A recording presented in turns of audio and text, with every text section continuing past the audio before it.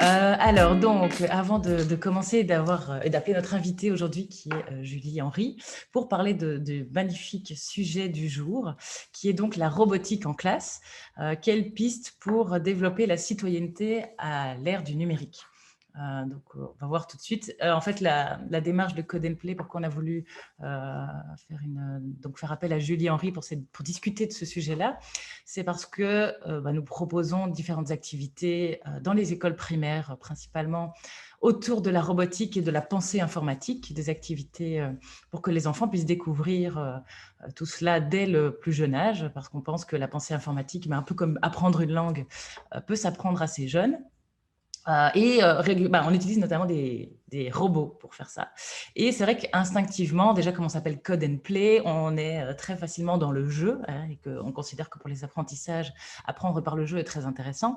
Mais souvent dans les jeux, parfois, il y a des messages qu'on fait passer, que ce soit en classe ou nous-mêmes quand nous proposons nos activités. On peut décider de faire un jeu où on a un prince charmant qui va sauver une princesse, comme on peut faire un jeu qui va apporter d'autres questions, peut-être par exemple sur l'environnement ou sur la société en général. Et donc nous, depuis un petit temps, nous sommes assez attentifs à ça, en se disant, tiens, quel message on fait passer à travers les jeux ou à travers simplement les modules de cours qu'on propose aux enseignants, hein, ce n'est pas que du jeu non plus. Mais voilà, est-ce qu'on peut aussi éduquer plus largement à la citoyenneté à travers ce qu'on propose. Donc, avant de convier Julie à nous rejoindre, je vais présenter rapidement Code and Play et ce qu'on propose également, si vous voulez aller plus loin dans l'apprentissage de ce numérique, et notamment de l'utilisation de robots éducatifs, mais également d'autres choses que l'on propose. Et je vous explique alors aussi au niveau technique, si vous voulez poser des questions, comment interagir avec nous. Alors, je vous repartage la présentation. Voilà, Code and Play. Donc, comme je l'ai dit, notre but, c'est d'éduquer au numérique. Pour ça, nous proposons soit des initiations, des activités dans les écoles, mais et des parascolaires aussi. Donc là, ce sont les parents qui peuvent inscrire les enfants à un parascolaire qui se passe en dehors des heures de cours.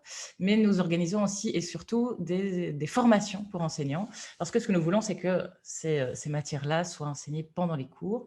Et donc, non seulement cette éducation à la robotique comme outil aussi à la citoyenneté, parce que la robotique, le numérique est de plus en plus présent autour de nous, hein, dans nos vies, et que pour que ces enfants soient de futurs adultes responsables, de futurs citoyens critiques et conscients du monde qui les entoure, ça nous paraît fondamental de les éduquer à cela, qu'ils ne soient pas uniquement consommateurs, mais également acteurs dans ce monde numérique.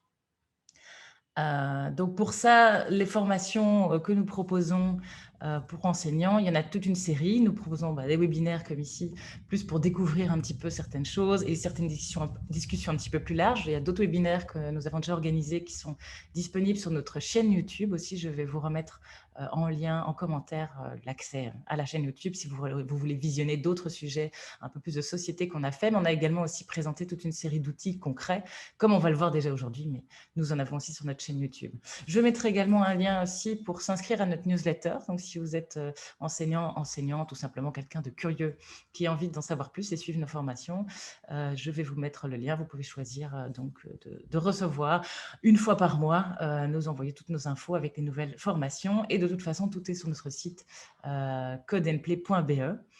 Donc, nous proposons ces formations et également des modules de cours assez complets en tant qu'enseignant que vous pouvez utiliser et que vous pouvez adapter évidemment à votre manière d'enseigner. Mais si vous n'êtes pas tout à fait à l'aise avec le sujet, eh bien, les modules de cours sont tout faits. Nous y réfléchissons régulièrement justement pour adapter à des sujets de société. Donc, nous discutons régulièrement avec la communauté de profs autour de ça.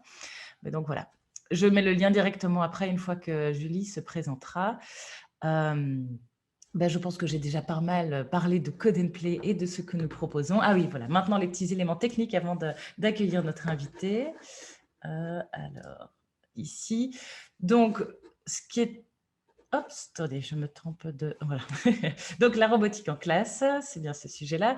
Si vous êtes sur Facebook, vous pouvez mettre les commentaires simplement en dessous du live et je serai attentive à regarder vos questions et je les renverrai vers notre intervenante Julie. Et si vous nous suivez sur le Zoom, vous pouvez alors soit faire vos commentaires dans questions-réponses, où là, on voit en général 2 petites bulles d'interaction. Là, c'est si vous avez des questions vraiment par rapport au contenu, au sujet. Et comme ça, moi, je peux aussi vous répondre pour savoir que j'ai bien vu que vous avez posé une question et que j'attends juste le bon moment pour la poser. Si par contre, vous avez des questions techniques ou que vous voulez vous-même apporter des infos parce que l'échange est primordial, donc si vous avez des infos, que vous voulez les apporter, alors là, vous pouvez mettre ça dans l'onglet « Converser ». Donc, on va essayer d'être attentif pour bien… mais bon, je regarderai de toute façon ce que vous mettez. Et alors, je vais arrêter le partage de mon écran et proposer à Julie de me rejoindre pour se présenter et pour commencer directement le sujet du jour qui nous concerne. Voilà Julie, je t'en prie, tu peux te présenter. Merci, bonjour. Merci déjà à toi Laura et à Nadine pour cette invitation. Je suis très contente de participer ici à un webinaire un peu justement directement disponible pour les enseignants et justement pouvoir échanger avec vous à propos d'une thématique qui est actuellement très à la mode, très in et qui forcément va susciter beaucoup d'intérêt. Et j'espère avoir l'occasion avec vous d'échanger. Donc évidemment ici, on est sur une présentation webinaire, je vais parler beaucoup et j'ai une tendance à parler beaucoup, donc n'hésitez pas effectivement à poser vos questions et à m'interrompre aussi. Donc, je vais essayer d'être attentive aux mains levées ou si je ne le suis pas, Laura me le signalera. Donc, ce n'est pas forcément un monologue durant 40 minutes. Donc, n'hésitez pas à interagir quand justement il y a une question sur une slide particulière. Ouais. D'ailleurs, j'ai oublié de le préciser pour dans la petite partie technique. Là, il y a aussi un petit onglet « Lever la main ». Ça, peut-être, réservons-le pour la toute fin, mais on ne sait jamais qu'il y a vraiment un besoin de précision et que par écrit, ça vous paraît compliqué. Alors, vous pouvez lever la main et je vous donnerai la parole. Et je pense que si vous prenez la parole, ce sera peut-être plutôt à la fin quand on fait une séance questions-réponses, sauf si vraiment il y a un besoin de précision pendant. Mais n'hésitez pas à mettre déjà en commentaire de toute façon vos questions pendant. Ça, c'est le bienvenu. Voilà, je t'en prie. Ok, super. Partagez mon écran et je vais me présenter dans une seconde phase. Donc, je pense que là, vous devez voir apparaître mon écran à l'instant. Et donc, oui, je suis ici pour vous discuter avec vous de robotique en classe avec plutôt l'option justement de se dire que je vais vous amener des pistes pour justement plutôt travailler le côté citoyenneté à l'ère du numérique, dans le sens où je vais vous montrer maintenant aussi qu'est-ce qui se passe au niveau politique éducative. Les choses bougent très vite d'ailleurs. On est peut-être un petit peu à la traîne ici en Belgique, mais on va devoir se mettre à la page et donc ça vaut la peine justement de rester attentif à ce désir de citoyenneté numérique qu'a actuellement l'Europe et plus en dehors même le Canada et les États-Unis.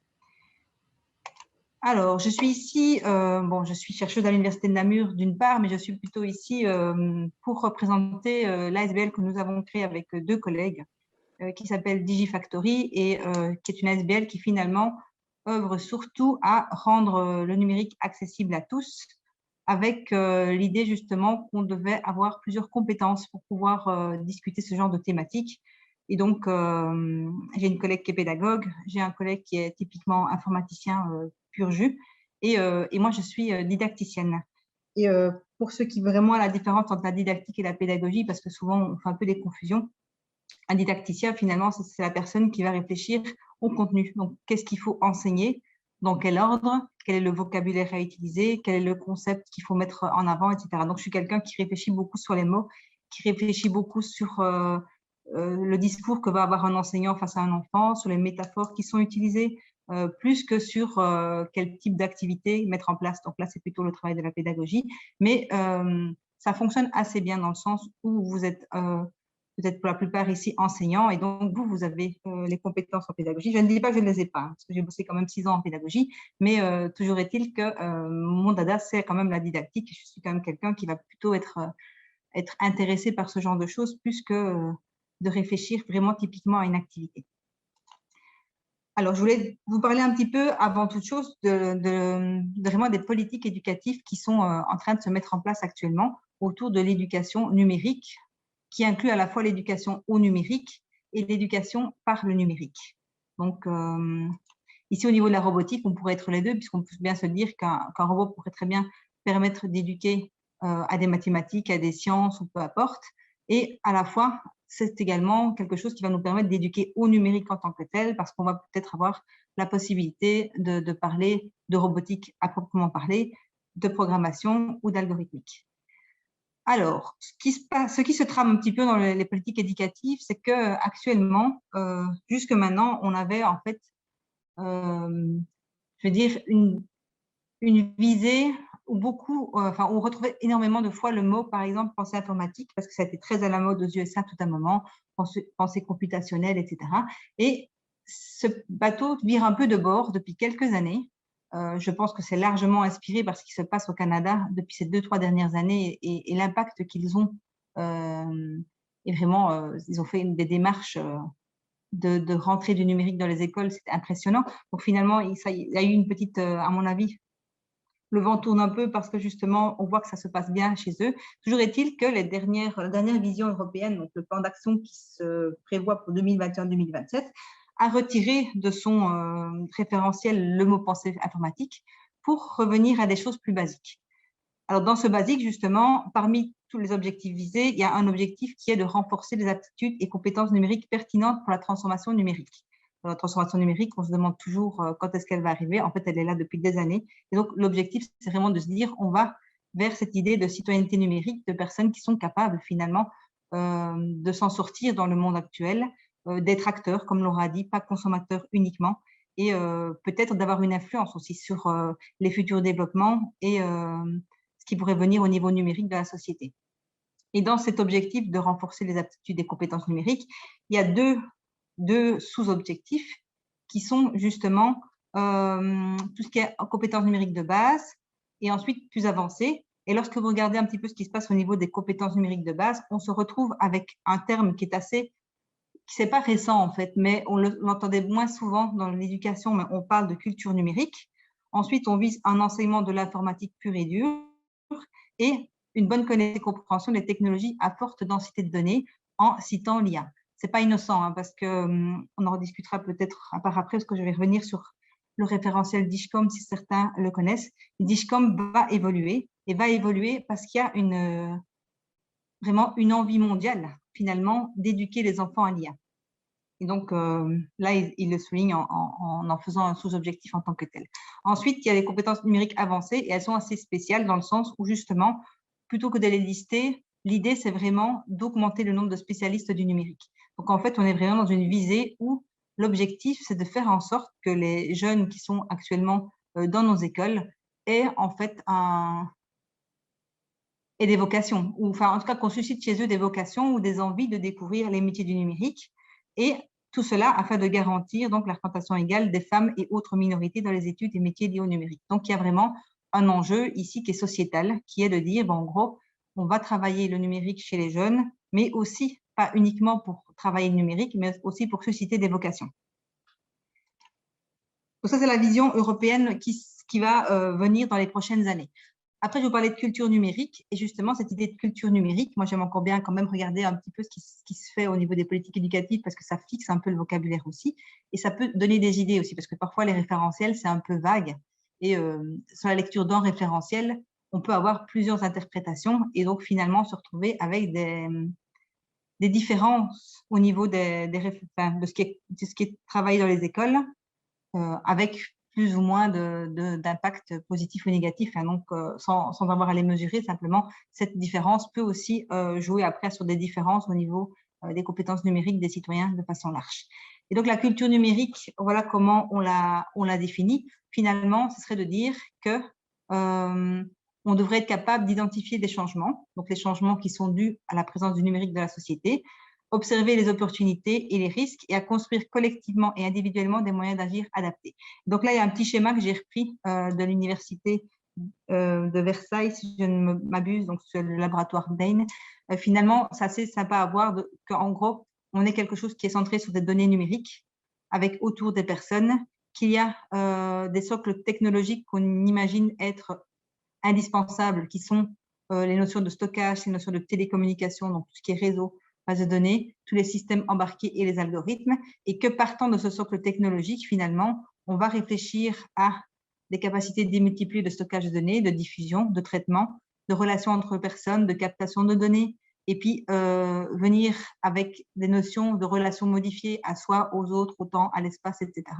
Et ensuite, avoir des questions en suspens au niveau éthique, au niveau des lois, au niveau des valeurs, des méthodes de travail et finalement le côté impact sur la société. Donc, c'est un petit peu tout ça qu'est la culture numérique, ce qui laisse un champ assez vaste finalement à un enseignant qui devrait intégrer ça dans sa classe, de se dire, ben, voilà, s'il y a des sujets qui sont peut-être plus actuels au niveau des médias, ben, c'est assez facile de se reposer là-dessus pour pouvoir justement susciter des interrogations au niveau des enfants. Donc, c'est assez intéressant à voir et un petit peu cette richesse, je dirais, du point de vue justement de cette culture numérique permet des portes d'entrée qui sont autant au niveau de l'informatique que des médias, que des technologies en tant que telles. Donc, il y a vraiment une richesse là-dedans pour pouvoir éduquer au numérique les enfants. Jusque maintenant, donc je vous disais, on avait comme référentiel européen ce qu'on appelait le Digital Competencies, donc DIGCOMP, qui avait 5 domaines de compétences finalement et 21 compétences qu'on ne va pas définir ici, mais simplement pour vous montrer qu'en gros, on avait quelque chose qui tournait autour de l'information et de la donnée, de la communication, de la collaboration, tout ce qui était création de contenu, donc un peu de la créativité, la sécurité et la résolution de problèmes qui avant était appelée finalement pensée informatique. Et puis, il y a eu pas mal de débats sur qu'est-ce que la pensée algorithmique, qu'est-ce que la pensée mathématique, qu'est-ce que la démarche scientifique par rapport à cette pensée informatique. Donc, finalement, on était revenu à un thème plus global qui était la résolution de problèmes. Et comme je vous l'ai dit, donc, ce DIGCOMP est déjà en révision actuellement pour intégrer des choses telles que l'IA, mais vraiment dans la compréhension profonde de l'IA. Alors, au niveau de la Belgique, vous devez être au courant que suite aux travaux du pacte d'excellence, un nouveau référentiel a vu le jour, qui est actuellement je dirais toujours en version intermédiaire si on veut, mais elle a déjà été validée par les experts. Donc, finalement, il n'y aura certainement pas de grands changements avant qu'il n'arrive auprès de vous comme étant la version finale du référentiel. Ce référentiel est très fortement finalement inspiré de DIGCOMP, si ce n'est que si on regarde l'aspect numérique, on voit qu'il y a finalement que 4 des 5 thèmes qui ont été repris et la résolution de problèmes n'en fait plus partie. Au niveau numérique, on vise l'information et les données, la communication et la collaboration, la création de contenu et la sécurité, avec, je vous ai juste mis ici un petit tableau récapitulatif de à quel moment justement ces différentes thématiques seraient abordées au niveau de l'enseignement obligatoire, donc jusqu'à 15 ans. Donc, on voit qu'on commencerait plus ou moins à la 3e primaire avec des notions de création de contenu et d'information et de données. Par création de contenu, en fait, beaucoup là derrière, il y a le terme programmation et algorithmique. Il y a évidemment d'autres choses. On a aussi orienté sur les outils, ça reste important. Mais au niveau vraiment purement informatique, finalement, ce que demande l'Europe, nous, on a seulement repris le côté un peu aspect représentation de données, mais il n'est pas très développé. Et le côté création de contenu, donc programmation et algorithmique.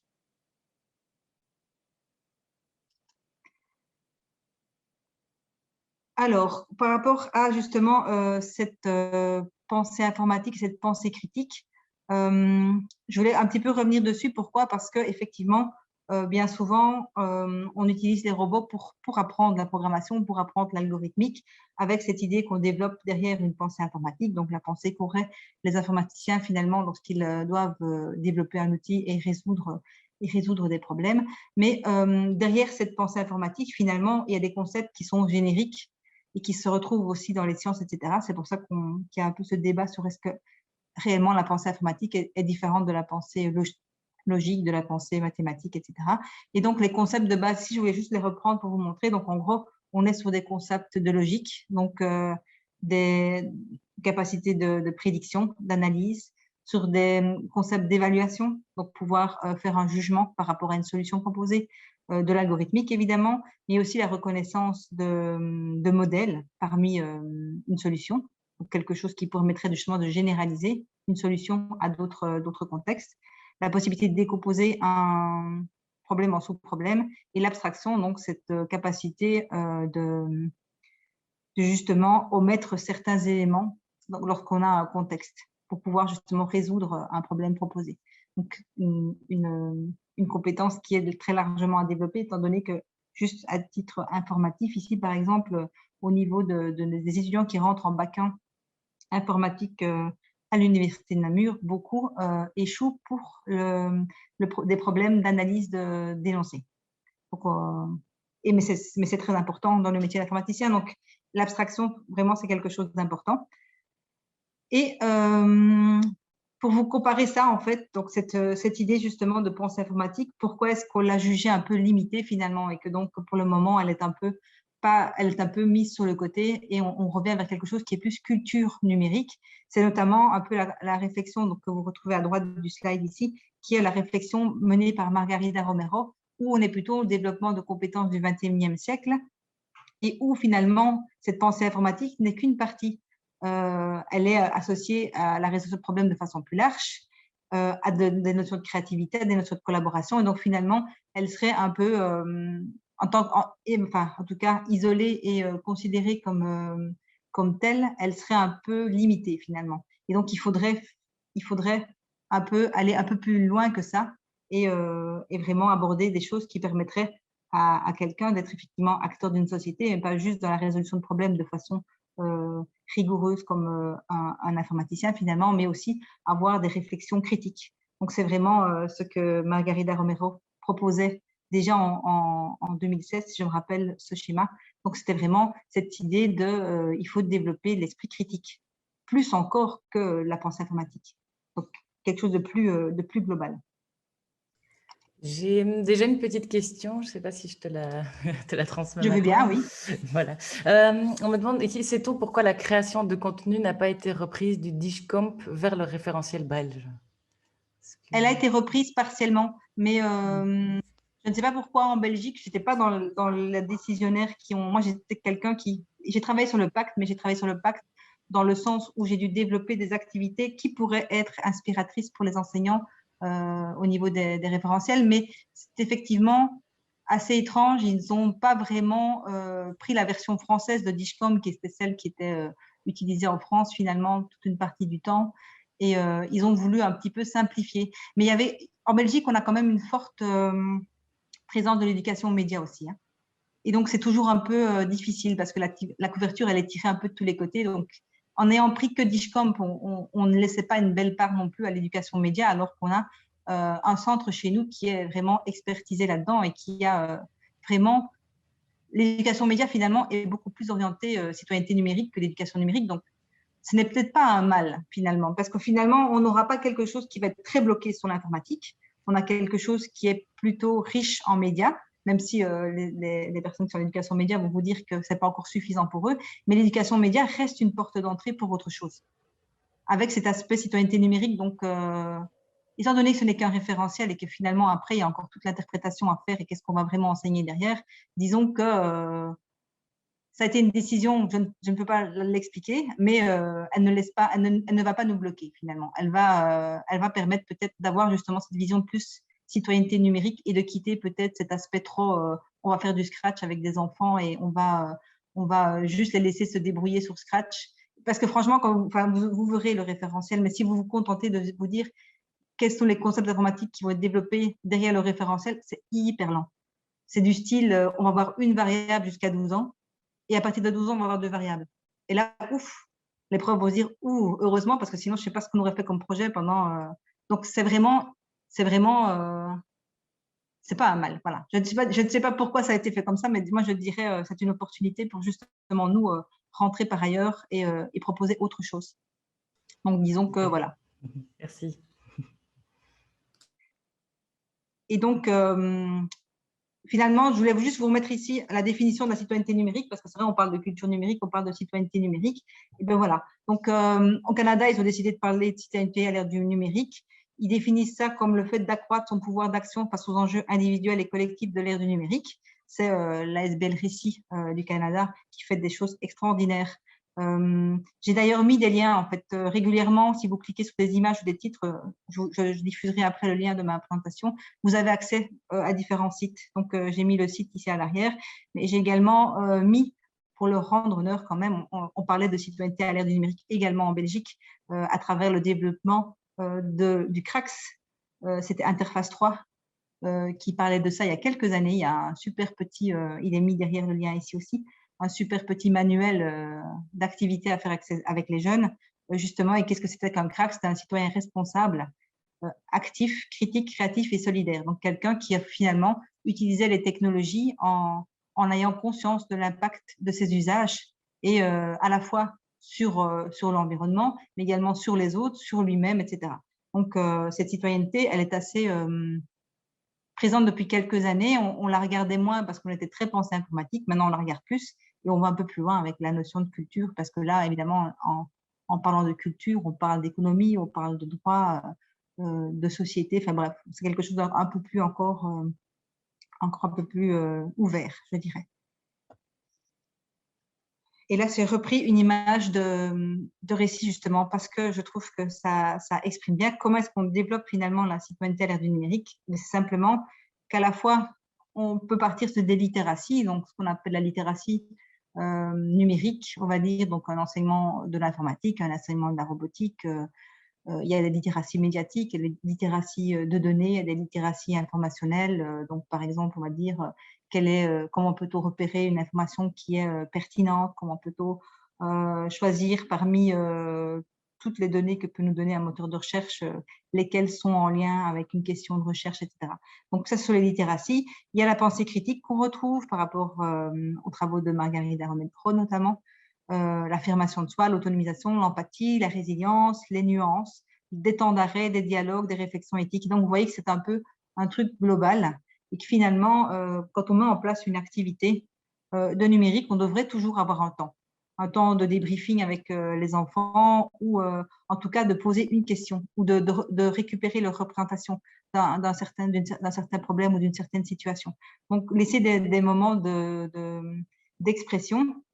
Et par rapport à ça, même si c'est pas au cœur du débat aujourd'hui, je vous conseille aussi, je pourrais les mettre dans le chat après, il y a notamment, quand on met en place une activité d'éducation numérique, il faut faire attention aussi aux différences dans le public. Donc déjà, rien que garçon-fille, je vous mettrai des liens vers des vidéos qui ont été faites par Isabelle Collet, qui montrent qu'effectivement, ces temps, par exemple, de discussion autour de sujets plus sociétales comme ça, ce sont des choses qui intéressent énormément les filles, mais elles s'expriment peu. Et donc, à travers de certaines vidéos, elle vous donne des petits conseils pour laisser de la place aux filles dans les dialogues. Parce que quand c'est du numérique et quand c'est prendre la parole en classe, c'est bien, c'était remarqué que les filles prenaient moins la parole. Et surtout, ne jamais faire des choses du style, on ne vous a pas encore entendu beaucoup les filles. Donc, ce sont des petits conseils tout bêtes et je me dis que ça pourrait vous être utile aussi. Donc, je vous mettrai le lien. Après, il y a 2-3 vidéos comme ça assez intéressantes justement sur des choses à penser aussi quand on met en place des activités de ce type. Alors, maintenant, on va rentrer un peu dans le vif du sujet.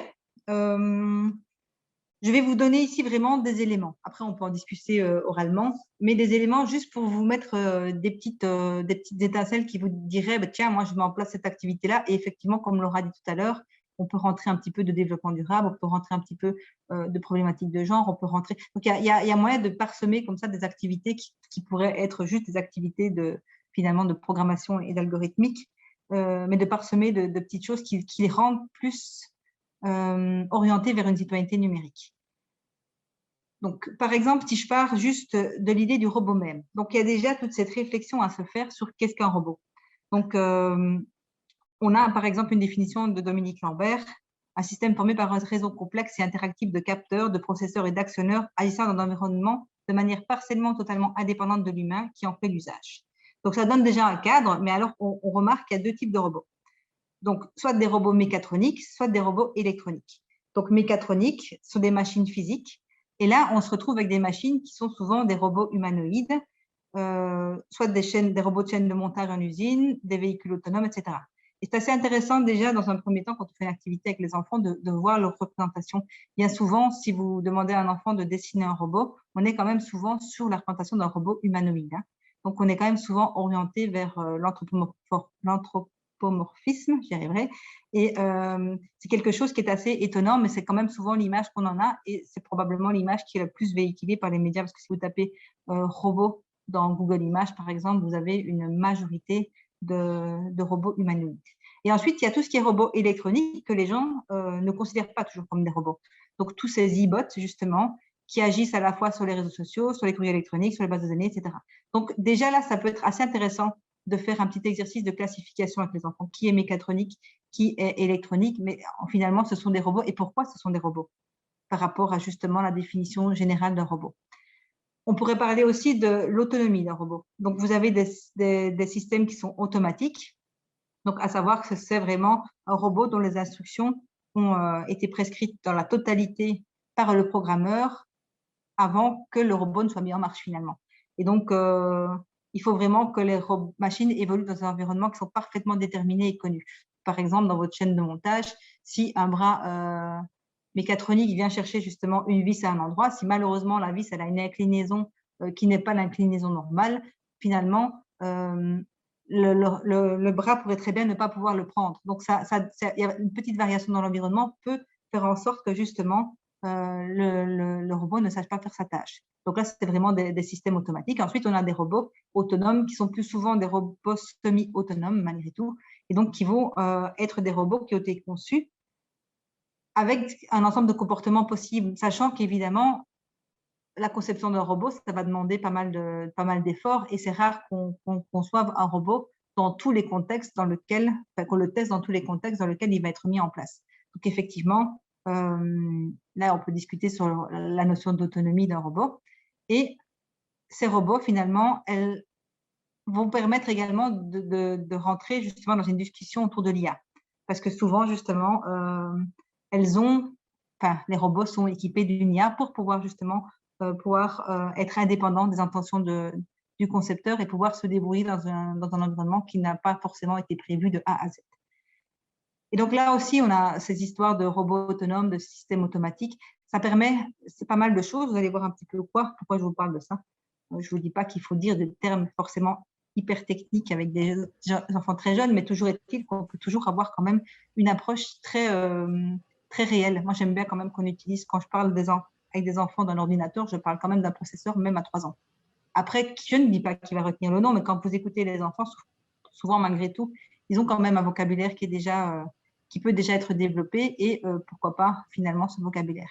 Et donc, vous voyez ici qu'il y a possibilité, par exemple, de classer différents types de robots, une activité assez facile, pour se rendre compte que finalement, tous les robots qu'on va utiliser en classe ne vont jamais être des robots autonomes.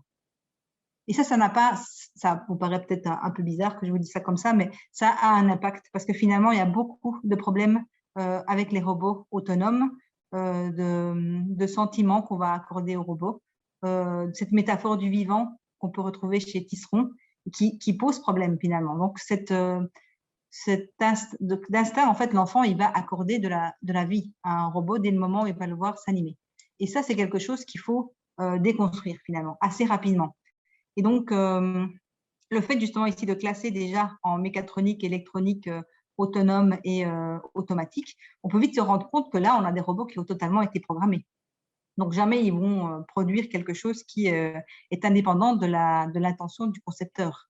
Et de ce fait-là, quand vous avez une activité de robotique en classe, vous voyez que les enfants disent « Oh, ben, le robot, il fait le fou, il fait rien de ce que je lui demande. » Mais finalement, ça permet justement de dire à l'enfant « Mais pourtant, il ne sait faire que ce qu'on lui demande ici. » Contrairement à un robot semi-autonome où là, où vous avez encore un peu peut-être de notions où justement, il est capable d'improviser 2-3 trucs. Ici, vraiment, ça va permettre devant l'enfant de déconstruire cette notion.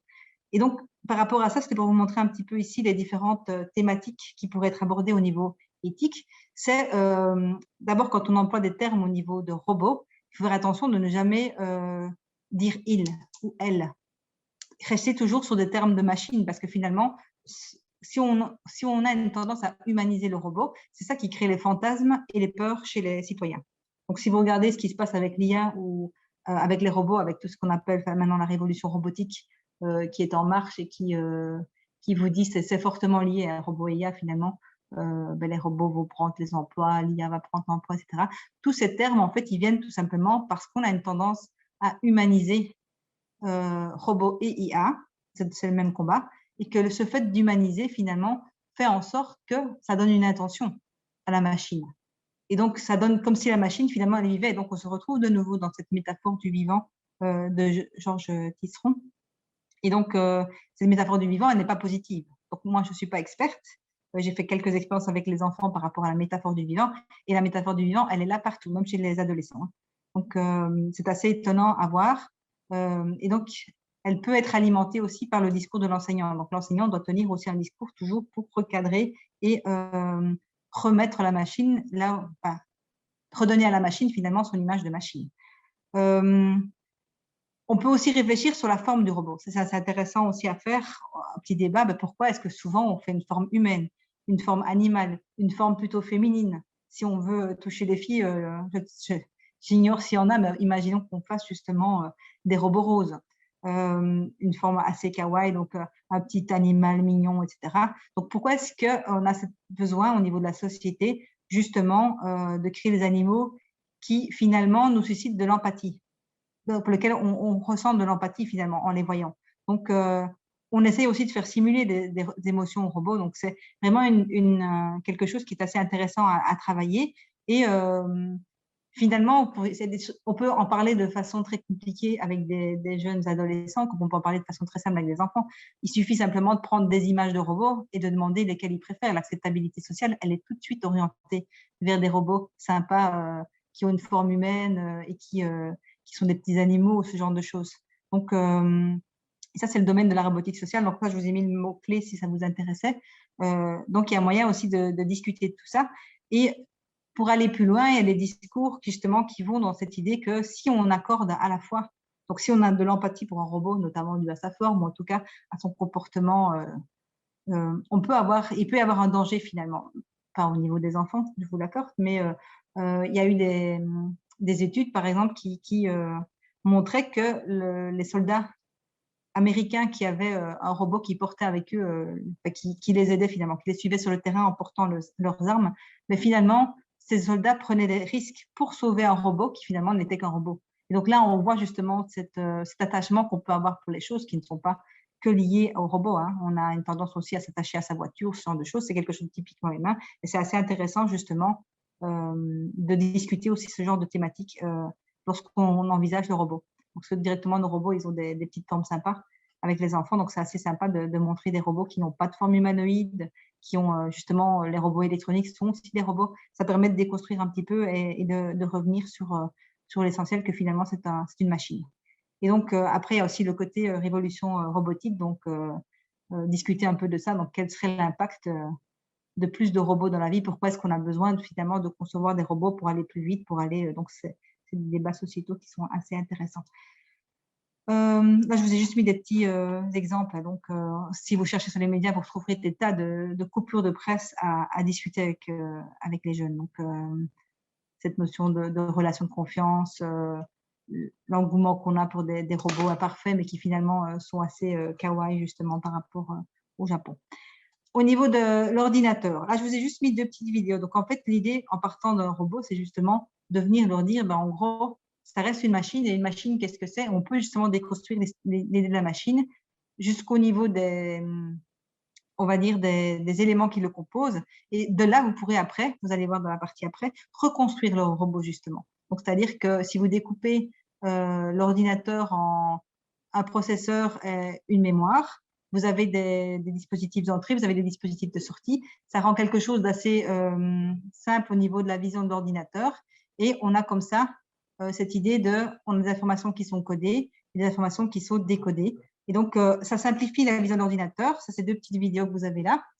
Et par rapport à ça, vous avez justement pas mal de ressources qui sont au niveau éducatif dès le plus jeune âge, où vous avez par exemple les livres, je l'ai justement ici, il y en a plusieurs, de Linda Lucas, si vous avez plein d'activités débranchées qui vous permettent de discuter un petit peu justement cette notion d'éléments. Bon, après, elle les fait vivre. Hein. Donc, je ne vous dis pas que je suis d'accord à 100% avec ce qu'elle fait, parce qu'effectivement, dans ces objets, elle met des yeux, etc. Donc, elle a une tendance à humaniser aussi. Donc, il y a quand même un travail de déconstruction à faire aussi, mais la métaphore reste utile pour l'enseignement, pour raconter des histoires, si après, justement, on revient à des choses plus terre à terre, et notamment, c'est la petite image qu'elle a. Donc, elle a une activité qui permet de faire construire. Donc, on va ouvrir un petit portable, vous faites construire avec les éléments à l'intérieur du portable. Donc, les enfants se rendent compte de la relation entre les différents composants et du rôle qu'ils jouent chacun dans l'ordinateur. Et pourquoi ne pas reproduire cette activité-là avec votre robot? Donc, si vous utilisez un un Bibot, un Ozobot, un Timio, ben, ouvrez le Timio. Pas ne l'ouvrez pas réellement, mais je veux dire,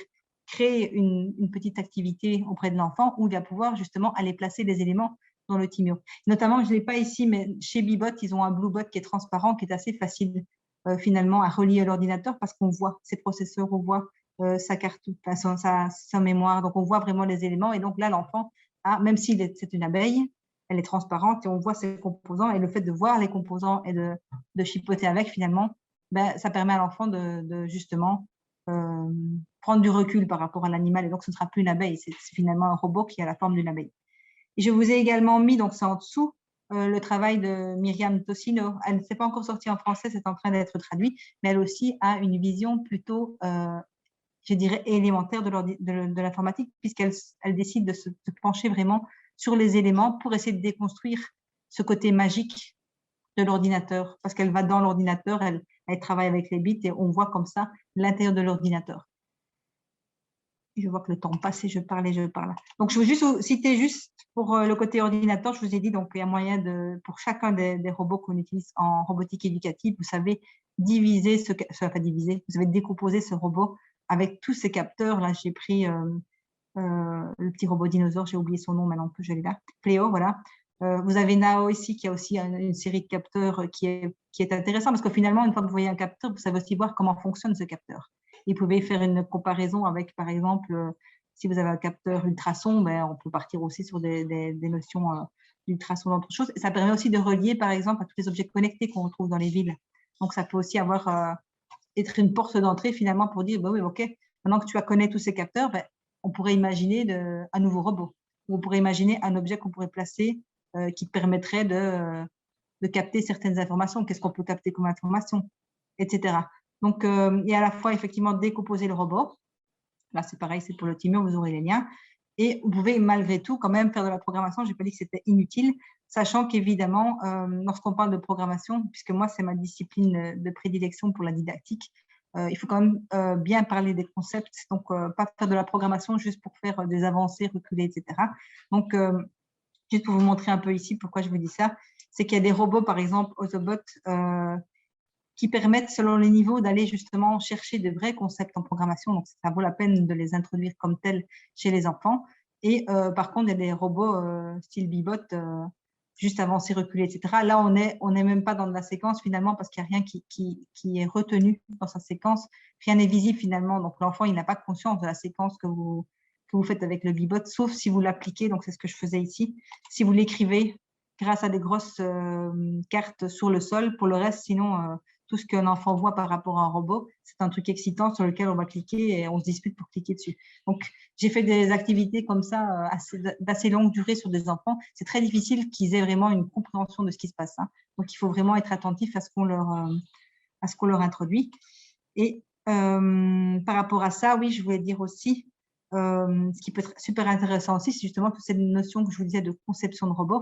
Donc, une fois que vous avez un peu une idée du nombre de capteurs, de ce qui est possible de faire, etc., c'est assez sympa aussi de faire des activités de design thinking avec des enfants. Donc, le fait qu'ils justement ils aient l'occasion de concevoir eux-mêmes un robot, et peut-être même sa forme, et là, on pourrait expliquer justement le côté humanoïde, etc. Pourquoi tu veux qu'il soit humanoïde? C'est juste un robot qui doit tondre la pelouse, par exemple. C'est vrai qu'il est plat, etc. Il ressemble à une tortue. Enfin bref, il y a moyen de discuter de tout ça et de réfléchir justement, quand on fait du design thinking, à décider quels sont les besoins, pourquoi on veut absolument avoir ce robot, est-ce que réellement il va nous faciliter la vie, et pourquoi est-ce qu'on veut vraiment se faciliter la vie. Donc, c'est super sympa à faire aussi, toutes ces conceptions de robots. Il y a notamment un domaine, pour ceux qui connaissent les interactions homme-machine, donc la réflexion qu'il y a autour des interactions entre un homme et une machine, la création d'interfaces, existe typiquement en robotique aussi. Donc, on appelle ça interaction humain-robot finalement.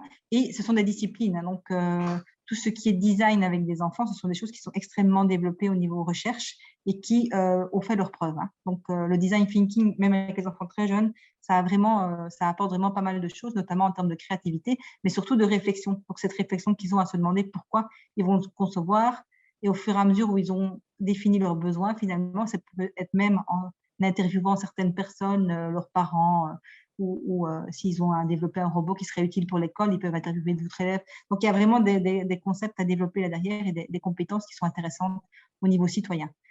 Ensuite, et puis j'arrête là, il y a tout le côté responsabilité aussi, parce que si évidemment vous avez des robots semi-autonomes, il faut savoir que si vous avez un robot qui blesse un humain, qui est à la responsabilité, donc il y a la notion de droit finalement. Est-ce qu'un robot est responsable de ce qu'il fait?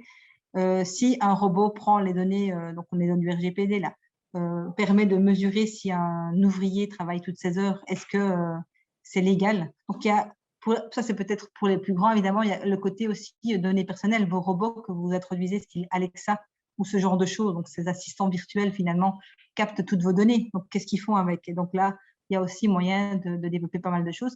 Et encore que j'y pense pour l'anecdote aussi, des études ont montré par exemple qu'un enfant qui interagit avec Alexa devient de moins en moins poli.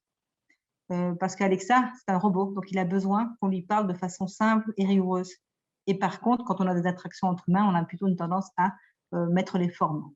Donc, il y a des développements chez les enfants. Des enfants qui interagissent souvent avec Alexa ont tendance à attraper un niveau de langage qui finalement est celui qu'ils ont avec le robot, avec les humains. Donc, c'est assez intéressant à voir aussi ce genre de choses. Là, je vous ai mis donc 2 boîtes à outils pour le design thinking. Je ne vais pas revenir dessus, je vous laisserai lire de toute façon, au cas où je suis quand même disponible par après aussi par mail si vous avez des questions par rapport à ça. Je vous ai remis aussi 2-3 coupures de presse pour vous montrer dans quel sens vous pouvez aller. Donc, par exemple, le côté les robots tueurs, donc ces robots qui sont capables, semi-autonomes, capables d'éliminer des personnes. Des aspirateurs robots qui peuvent espionner sans caméra ni micro. Et ce côté, justement, qu'il y a toujours un concepteur derrière un robot. Et donc, que finalement, si le robot a des intentions un peu étranges, ça vient plus du concepteur que du robot lui-même. Et je vous ai mis en plus ici une liste qui, justement, vont traiter d'empathie, d'éthique, de courtoisie, le côté robot connecté, RGPD, responsabilité historique, et 2 petites vidéos sur l'IA. L'IA, c'est un texte, et 2 vidéos sur le robot, c'est quoi, si vous aviez envie de voir un petit peu comment on peut le présenter à des enfants de façon assez didactique. Je vais arrêter là, comme ça, je vous laisserai un peu de temps quand même pour les réponses. Les questions plutôt, désolée. Parfait, non, c'est très intéressant. J'ai noté pas mal de petites choses. Alors, bah oui, on va passer maintenant à partie questions-réponses. Alors, il y a ici, j'avais déjà une première question de Karine qui nous disait il me semble a priori que les e-bots n'ont pas d'actionneurs. Si je me trompe, quels sont-ils les actionnaires des e-bots?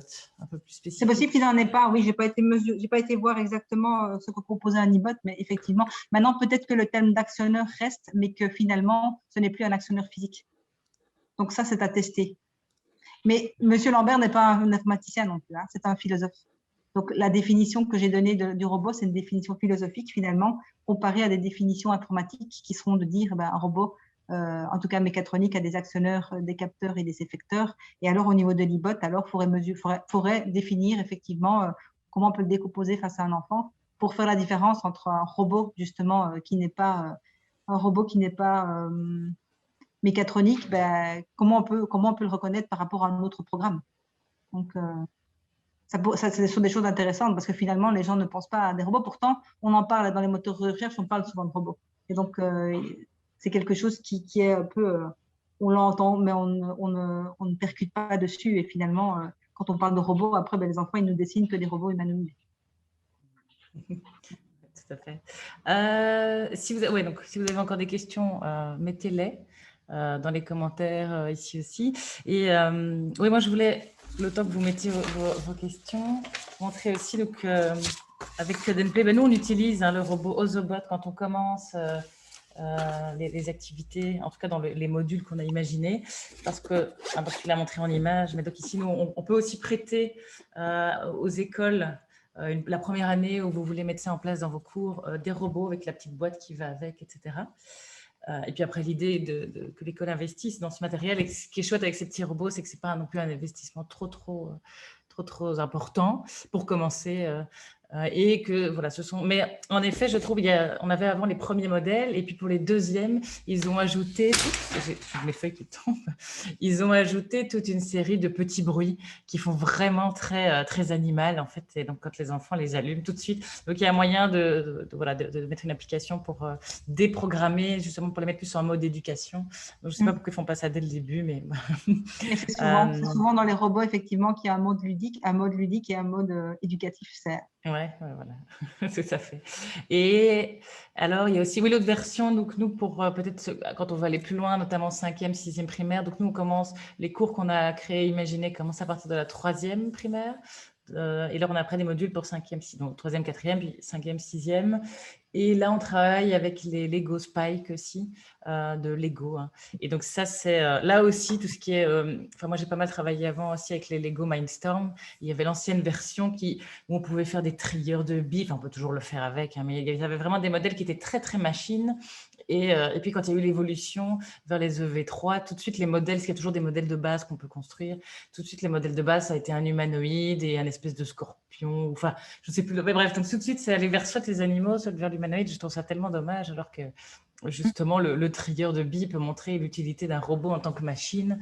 Et c'est quand même ça qui est plus proche de la réalité que finalement les humanoïdes. Et finalement, les humanoïdes, effectivement. Donc ça, c'est un peu dommage. Et là, ici, mais bon, c'est ça qui est bien. Je ramasse mes feuilles qui sont tombées en tant qu'enseignant de réfléchir et d'amener ces réflexions-là quand vous utilisez les robots en classe. Donc nous, on a aussi voilà, ces modules de cours qu'on peut vous proposer quand vous suivez notre formation, et on peut proposer un accompagnement, un suivi. Et alors ici, il y a une des activités, notamment, bon ça c'est les réponses, mais il y a une activité où à la base c'était une chasse au trésor, comme je le disais en introduction, que nous on a transformé finalement plus en robot qui parcourt une ville pour ramasser des déchets. Donc là, il y a cette dimension environnement, mais il y a aussi quelque chose, quand c'est une chasse au trésor, ça va être quelque chose qui va le rendre aussi plus humanoïde. Enfin, en tout cas, on se dit, tiens, ça veut dire que ce robot a une intention qui est de trouver un trésor. Tandis que si on est sur quelque chose, on se dit, ben voilà, ça pourrait être demain, on pourrait tout à fait voir nos camions qui ramassent les déchets, qui soient peut-être à un moment pilotés par des robots. Voilà, il y a quelque chose de plus réaliste aussi. Donc, vous aussi, quand vous créez en classe des activités par rapport à ça, avoir cette dimension-là, voilà, je trouvais ça très intéressant. Je vois ici, merci pour la présentation. Avez-vous des pistes pour déshumaniser les robots lorsque les enfants s'y attachent? Ouais, donc si c'est le cas, parce que c'est vrai que moi, dès que j'allume le petit robot, c'est tout de suite, oh là là là là.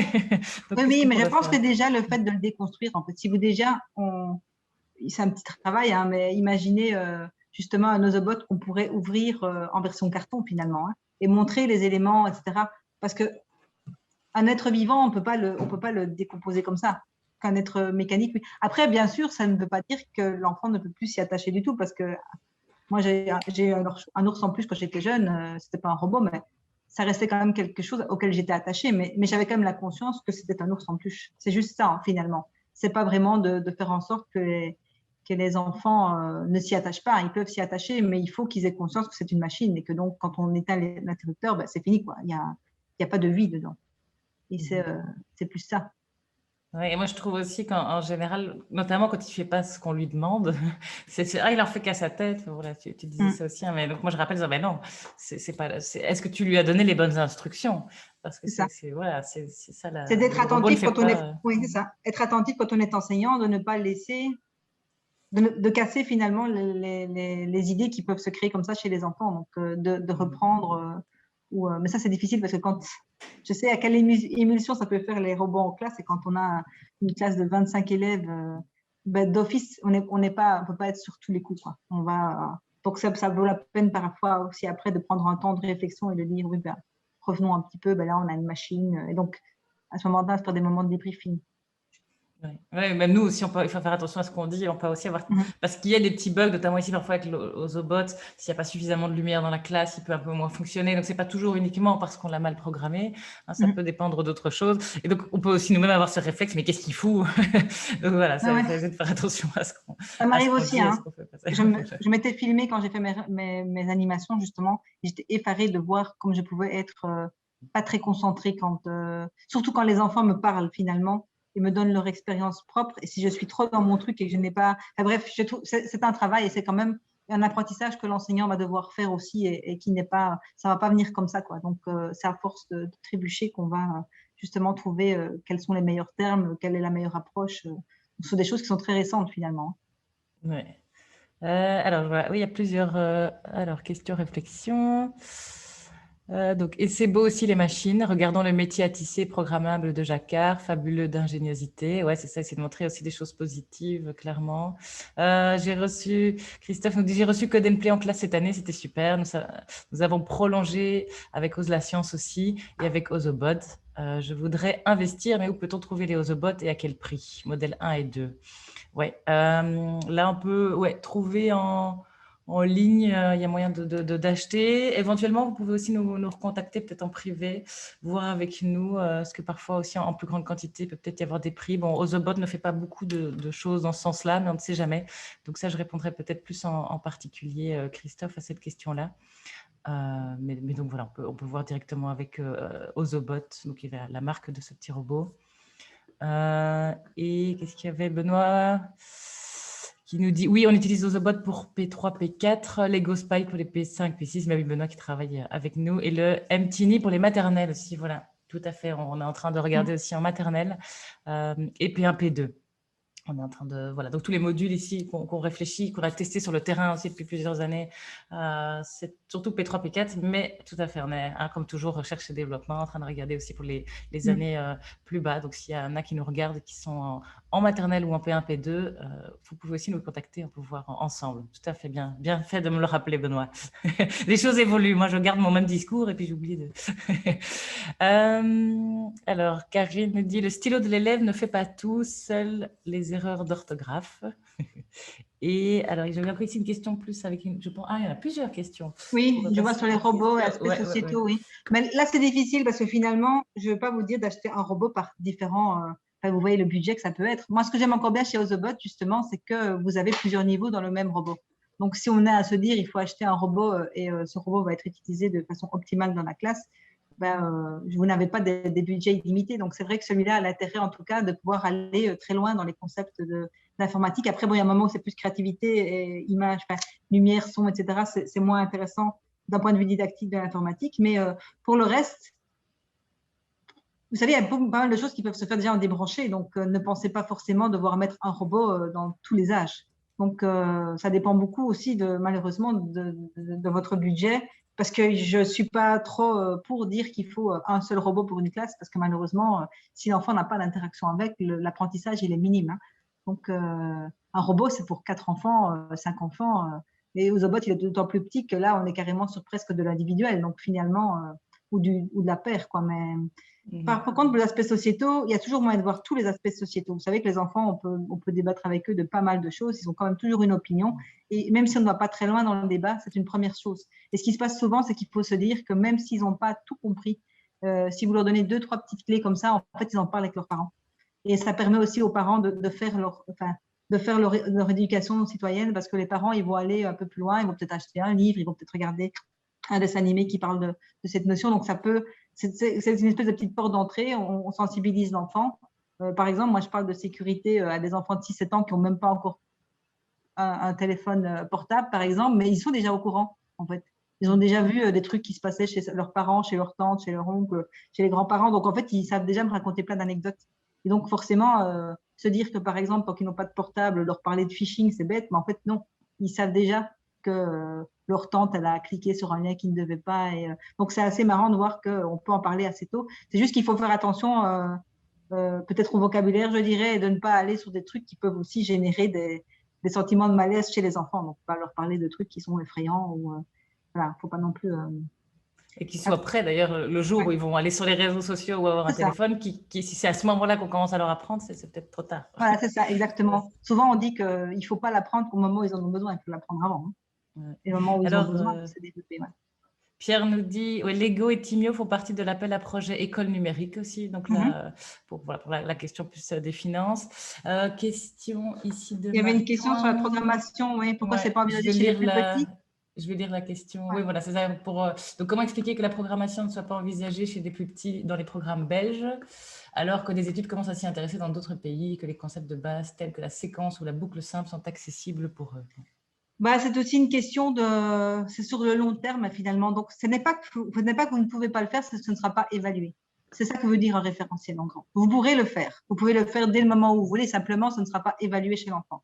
Donc, il y aura des approches qui vont être faites évidemment. Hein. Donc, ce n'est pas tenu de ne pas le faire, mais simplement, il n'y aura pas d'évaluation de ce qui va être pris par les enfants. Donc, je dirais qu'ils n'ont pas voulu prendre de risques parce qu'en fait, aussi bien les études sont faites sur la mise en place d'apprentissage de robotique, etc. Allez voir ce qui se passe sur l'évaluation. Hein. Personne n'est en mesure d'évaluer actuellement les compétences numériques correctement. Tout ce qu'on évalue, c'est l'enfant, il s'est amusé, l'enfant a eu une concentration accrue, l'enfant a eu une motivation accrue. Par contre, si vous lui demandez au bout de la séance qu'est-ce que réellement c'est une boucle, peu d'enfants savent vraiment l'expliquer. Donc finalement, l'évaluation va poser problème. Donc ce qui se passe ici, c'est que puisque l'évaluation va devoir se faire, si on suit la recherche, par exemple, sur une prise de parole d'enfant et le fait qu'il puisse exprimer quelque chose qui est cohérent par rapport à un concept informatique, ben, je trouve que c'est assez logique qu'on n'évalue pas avant un certain âge. Donc, qu'avant, on soit vraiment dans une prise en main, une sensibilisation, un amusement, susciter des vocations. Ça va être utile, mais pas vraiment sur de l'apprentissage en tant que tel. Ouais. Parfait.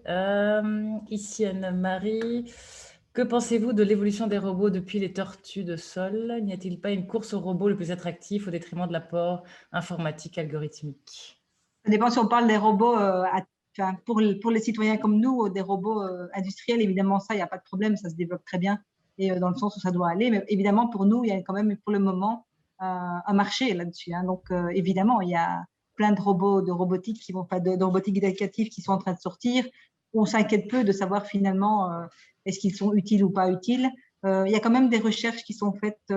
Je sais qu'à l'université de Mons, ils viennent de créer un robot qui est pas trop mal, je trouve, qui ressemble un peu au Cubetto.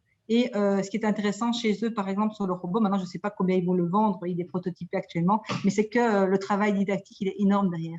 Et j'ai notamment contribué à ce travail, donc je sais que j'ai été très rigoureuse sur comment était envisagée la variable au niveau du symbole utilisé chez le robot, parce que ça, c'est quelque chose que j'ai déjà étudié aussi. La symbolique de certains robots est très dérangeante par rapport au sens du concept qui est derrière.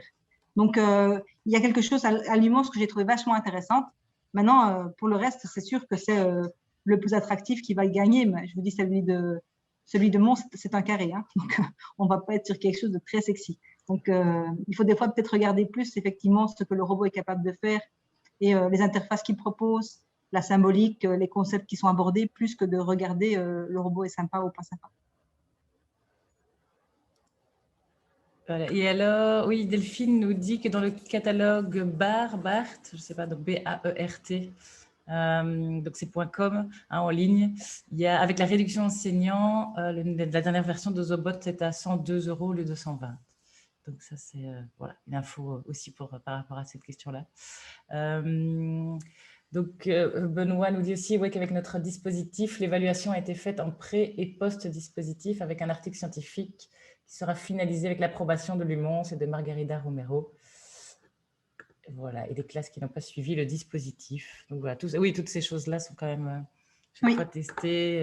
Il y a toujours le côté aussi, effectivement, la classe test, hein, parce que finalement, on peut avoir l'impression de développer quelque chose chez l'enfant qui finalement est peut-être juste son développement naturel à travers d'autres disciplines. Donc c'est toujours un peu compliqué, hein, parce que à cet âge-là, ils apprennent énormément et très vite et il suffit pas de grand-chose. Donc finalement, quand on fait des mesures comme ça sur est-ce qu'un dispositif est vraiment pertinent, on a toujours une obligation de regarder finalement la classe qui n'a rien fait, ben, est-ce qu'elle aussi, elle n'évolue pas naturellement? Impactés par la société, on a tellement de numérique autour de nous et les enfants rentrent, ils jouent sur les tablettes et ils se développent eux-mêmes en dehors de la classe finalement. Ce qui était un peu intéressant aussi par rapport à votre ASBL, justement, Code and Play, c'est de se dire ça ne se fait pas qu'à l'école. Hein. Ça évolue de partout et il y a beaucoup de parents maintenant qui sont intéressés de mettre leurs enfants dans des écoles de code justement pour se dire ben, ça devient important pour tout le monde de se développer là-dedans. Oui, clairement. Nous, on aime bien aussi donc, le côté vraiment scolaire et c'est pour ça qu'il faut que ça évolue pour que ce soit vraiment accessible à tous et à toutes. Parce que tout le monde ne pense pas voilà, inscrire ses enfants, mais donc on fait les deux, tout à fait. Et alors ici, Karine qui nous dit la forme d'un robot pour convaincre le futur acquéreur. de l'importance quand même de la fonction d'estime, même en conception d'objets techniques, il n'est pas inutile de le prendre en compte. Toujours, hein. L'acceptabilité de l'outil. Hein. De toute façon, il faut toujours que ce soit vendable pour le client. Donc, ouais, c'est sûr. Ça reste une dimension voilà. qui fait... qui fait avancer beaucoup de choses dans le monde dans lequel on vit, c'est comme ça. Et pour revenir, oui, tu avais parlé donc d'informatique débranchée. Donc, j'ai mis au début le lien, je vais peut-être le remettre, mais je vais à toutes les personnes qui sont inscrites vous envoyer un mail avec, je remettrai le lien de la présentation de Julie, en plus où il y a plein de liens cliquables, donc ça c'est vraiment intéressant avec toutes les super ressources que tu as rassemblées ici pour nous.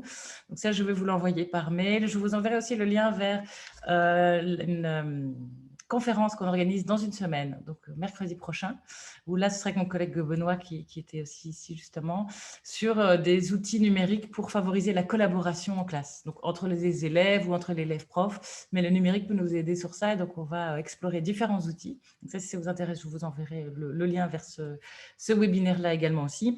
Et donc pour reparler, donc tu as parlé d'informatique débranchée. On avait organisé un webinaire qui est disponible sur notre chaîne YouTube avec Marie Duflo-Crémer qui a développé énormément de chouettes idées en informatique débranchée. On a un autre webinaire qu'on a fait avec Isabelle Collet sur les questions de dynamique, de la mixité en classe. Donc, comment être attentif aussi, parce que quand on parle de citoyenneté, c'est aussi cette idée de montrer que c'est pour toutes et tous et que souvent, voilà, les garçons, peut-être pour différentes raisons, avoir un peu cette pression de devoir bien faire et être plus attirés, les filles vont être plus discrètes dans leur coin, il va y avoir vraiment une dynamique très différente, et comme il y a, voilà, on manque de filles dans ces domaines-là, dans le numérique, il faut vraiment être attentif à cette question-là en classe, et ça peut vous aider aussi pour d'autres cours de toute façon. Et on a aussi voilà, différents webinaires sur les robots pédagogiques, les différents robots qui existent, et aussi sur comment la robotique peut aider dans voilà, au niveau des compétences transversales, pour la créativité, pour toute une série de choses, mais aussi sur les compétences disciplinaires. Les robots peuvent vous aider pour vos cours de mathématiques, vos cours de français, plein de choses. Donc tout ça, voilà, on a tous des webinaires sur ces sujets-là. Voilà, je pense... Voilà, les liens sont ici. Moi, je renvoie un petit mail avec tout ça, mais comme ça, vous avez déjà aussi dans les commentaires. Voilà, je pense qu'on a bien brassé le sujet, même s'il est sans doute très, très vaste et qu'on pourrait aller plus loin. Vaste, effectivement. Voilà, mais c'est ça qui est gai, qui est riche aussi, c'est que... Voilà, j'espère qu'en tant qu'enseignant, ça vous aura donné envie de développer, de parler de tout ça. En effet, avec l'échange avec les enfants, moi, à chaque fois que je vais dans une classe, je suis toujours étonnée de savoir tout ce qu'ils savent. Et ce qu'ils savent bien ou pas bien, hein, les erreurs qu'ils ont, les préconceptions qu'ils ont aussi. Dans les deux cas, c'est hyper riche pour pouvoir parler avec eux, même s'ils sont très jeunes. Il y a de grands sujets. Voilà, que ce soit parce qu'on peut avoir peur, je parlais de robotique, d'informatique dans ma classe, c'est bon, ils sont déjà tout le temps devant des écrans, je veux pas. Bah non, c'est vraiment des sujets de société très importants, et plutôt on peut en parler, mieux c'est. Et donc avec Code & Play, on vous propose des formations et toute une série d'accompagnements possibles. Donc n'hésitez pas à nous recontacter, à regarder sur notre site, il y a un onglet formation avec toutes les prochaines formations qu'on organise. Donc vous êtes les bienvenus. Julie, je ne sais pas si tu veux terminer en parlant encore un peu de ce que tu fais, de ton projet, ou une autre petite phrase de clôture pour ce webinaire. Peut-être juste un petit coup de... pour vous informer, enfin, moi j'ai écrit un bouquin sur la didactique de l'informatique justement qui va sortir ici plus ou moins, j'espère fin juin. C'est un peu chaud avec le graphiste là, mais ça devrait sortir. Et donc en gros, ce livre en fait n'est pas un manuel scolaire. C'est juste un livre pour former l'enseignant en fait. Juste qu'il ait les concepts de base qu'il devrait connaître pour lui se sentir à l'aise quand il est au niveau d'une activité numérique face à des enfants qui sont poseurs de questions. Donc, c'est quelque chose pour se sentir à base. C'est pour montrer justement que tous les concepts, donc il y a de l'IA, il y a de la robotique, il y a des réseaux, de l'IHM, du développement de logiciels. Donc, j'ai comme ça élaboré avec ma collègue 12 domaines de l'informatique, donc sous-domaines. Pour notamment, quand on parle de vocation, c'est pour ne pas dire que l'informaticien, il n'est que programmeur. Parce que finalement, c'est un métier, mais par exemple, quand on fait l'université en informatique, on a peu de chances d'être programmeur finalement. Donc, pour montrer aussi les autres métiers. Donc, par exemple, être analyste, être quelqu'un qui conçoit des IHM, justement, qui va interviewer des clients qui doivent faire un cahier des charges. Enfin, bref, il y a comme ça des dimensions de l'informatique qui sont finalement enseignables chez les enfants. Et donc, c'est juste des suites de pointeurs et des définitions et une mise en contexte des différents concepts pour que l'enseignant, en fait, apprenne tout doucement ce qu'est l'informatique et les concepts sous-jacents. en se disant justement, ça Intéressant. serait utile pour une éducation numérique de façon globale. Ouais, parce que c'est une des raisons aussi qu'on n'ose pas se lancer toujours dans ces sujets-là, c'est qu'on ne connaît pas et qu'on a peur que les enfants nous posent plein de questions. Et donc, c'est très. Et en attendant, voilà, ne pas hésiter à dire qu'on découvre aussi toutes ces choses-là. Bon, il ne faut pas tout le temps dire qu'on ne sait pas, mais d'apprendre avec les enfants aussi et qui, eux, ont des choses à nous apprendre parce qu'il y a certaines choses pour lesquelles ils sont peut-être plus à l'aise que nous et ce n'est pas toujours une mauvaise chose de pouvoir leur dire. Et peut-être, comme tu dis, cette idée qu'il y a dans l'informatique des sous-domaines et plein de choses nous, on peut leur répondre aussi qu'on ne peut pas être expert en tout. Vu que au sein de comme dans les sciences en général, un physicien ne saura pas toujours répondre à des questions de biologie, et c'est logique. Et donc là aussi, il faut pouvoir leur répondre comme ça en disant, tiens, ça c'est plus une question, je ne sais pas, voilà. Utiliser ça aussi pour ça. Ok, je vois ici peut-être juste une dernière. Qu'en est-il du référentiel de compétences PIA, Erasmus+. Il n'est pas reconnu en fait. Donc ici, le projet Erasmus+, PIAF, finalement, c'est pensée informatique et algorithmique en fondamental, qui a été développé notamment par l'ULG, mais en partenariat avec l'Université de Lorraine, etc. Il existe, mais finalement, comme la pensée informatique n'est plus telle qu'elle dans le référentiel belge, il n'aura qu'une valeur, en fait, si l'enseignant y trouve ce dont il a besoin pour répondre à une des compétences demandées par le référentiel. Donc, ça va être une ressource. Et ce ne sera pas un référentiel reconnu. Ok. Parfait. Une ressource en plus. Voilà, c'est ça, une ressource en plus. Okay. Très bien. Merci beaucoup, Julie. C'était très intéressant pour moi aussi. Et pas mal de personnes qui ont dit merci, qui doivent y aller. Et nous, voilà, on a dit une heure, une bonne heure. C'est parfait. Merci à toi. Je vais finir, couper ça, donc ça va se couper pour tout le monde. Et donc, merci beaucoup. On se retrouve bientôt, j'espère, dans le cadre d'une de nos formations, dans votre classe pour vous accompagner, ou peut-être un prochain webinaire. Voilà, merci Julie. Bonne journée à toutes et à tous. Au revoir.